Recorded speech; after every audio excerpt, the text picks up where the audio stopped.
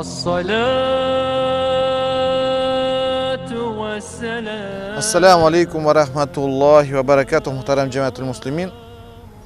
Bugungi siz ko'rishuvimizda sizning bilan ilm ham ilmning fazilati turunda bir necha so'z aytib o'tasi kelgan edi. Chunki 1-sentyabr yaqinlasha, bolalarimizni maktabga jiya boshladik. Ham umuman aytirga kerak, babalarimiz, abilarimiz, atalarimiz, analarimiz ham umuman Tatar xalqi, Tatar millati ilmga büyük zo'r ahamiyat beradi edi. Shunga ko'ra bizning millatimizdan chiqqan hayranna büyük ziyalar, büyük shaxslar bor, g'alimlarimiz bor. Payg'ambarimiz Muhammad sallallohu alayhi vasallam bulay deb buyurdi: "Utlubul ilma minal mahdi ilal lahd." Ilm istagiz, o'rganigiz, beshikdan olib lahidga qatla.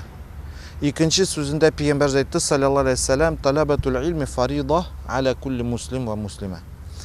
İlim öğrenu ul farz, yani tiyişli iş bulup tura her musulman erkişiga hem musulman xotin qizga.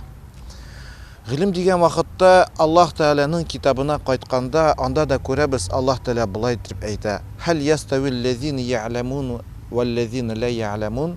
Bir bulurlar mikan? Biluvchilar ham bilmovchilar albatta yo'q. Shunga ko'ra bu dunyoda bu zo'r texnologiyalar shu xatli qaynab og'ib turgan dunyoda albatta ilmsiz bir qo'ya borib bo'lmaydi. Lekin bugungi kunda biz ko'ramiz, qay bir oilalarda, qay bir ota-onalar bunga e'tibor bermaylar.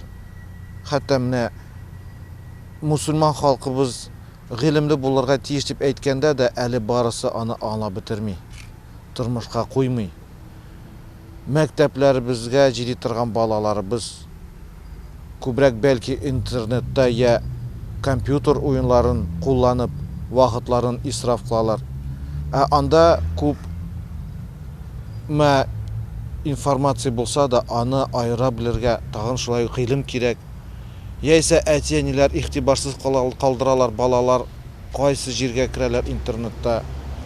Shulay bugungi kunda klassический formada qo'lga kitob olib o'qu, ya bizning tariximizni bilu, ya mirosimizni bilan tanishu anday narsada yo'g'olib bitib bora. Tilga ahamiyat yo'q. Jamoat mana o'quv yo'lining boshida mana nasihat formasida aytib o'tasi kelgan edi. İlim istagan, ilim öğrengen, kitaplar okugan, kitaplar öğrengen bende elbette Allah Teala aytganınca bir bulmay. Hem bu dünyaya biz keldik öğrenir için. Şunu bilen bizning darajalarimiz de o'sa, bu dünyada hem ahiret için. Ahiretga hazırlanır için elbette bilim kerak. Allah subhanahu wa ta'ala Kur'an'da şulay ayta: Bismillahirrahmanirrahim. İnnema yakhshallaha min ibadihi ulama. Allah Teala'ni qo'rqib, onun hukmlarini buzudan qo'rqib, ham ahiretga yaxshi ravishda hazırlanuvchilar, ular biluvchilar ham g'alimlardilar deb ayta Alloh taolo. Shunga ko'ra bir de vaqtimizni, tirishligimizni jallamisha balalarimizga muhabbat o'rnashtirib qalblarini, yuraklarına ilmga o'rgansinlar, g'alimlar bo'lsinlar. Dünyaviy ham axiraviy ilmlarga o'rgansinlar. Shuluk matematika, ximiya, fizika bo'lsin. Biz islom tarixina qaytganda ko'ramiz, ko'pma g'alimlar bo'ldi musulmon ummatida. Astronomiya, meditsina bo'lsin, matematika, algebralar, ularning negizlarini soluvchilar, ham boshqa ximiya, biologiya bo'lsin, fanlarni olsak, g'alimlar, zo'r büyük g'alimlar bo'ldi. Hatta Avropada ko'tarila turgan zaman Renessans deb aytilar. Alsak, u mana islom aşa keldi. Indonesiya, İspaniya aşa chiqdi. G'alimlar anda zo'r büyük universitetlar bor edi. Hatta Avropadan anda kelalar edi o'rganirga. Avropada eng boy, eng zo'r kitobxonaning 7000 kitob sonu bo'lsa deb aytalar.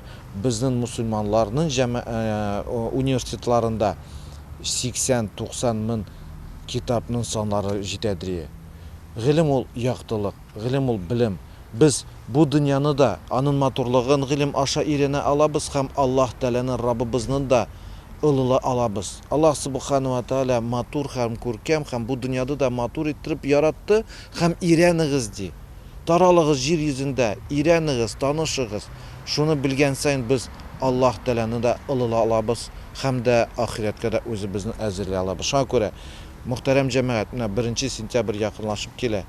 Балаларыбызны түгел, үзебезне дә шул хисләргә куеп, шул максатларга ымтылабыз дип максатлар куйсак, иншалла, үзебез өчен һәм балаларыбыз, милләтебез, өммәтебез зур файда китерә торган булырбыз, иншалла. Аллаһ Субхану ва Тааля балаларыбызга зиһенләр бирсен, тел ачкычларын бирсен һәм дә дөрестән дә бийек шахслар, галимләр булып, безнең милләтебезне алга алып баручылардан булсалар иде дип дуга кылып калабыз. Вассаламу алейкум ва рахматуллахи ва баракатуһ.